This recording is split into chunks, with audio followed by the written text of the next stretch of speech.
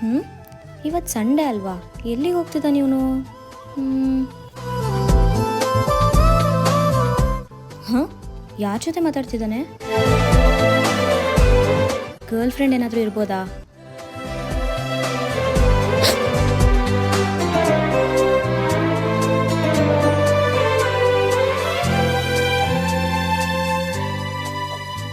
ಯಾರಿರ್ಬೋದು? Girl friend ಜೊತೆ ಮಾತಾಡ್ತಿದ್ದಾನ? ಏನೋ secret ಇದೆ ಇವಂದು.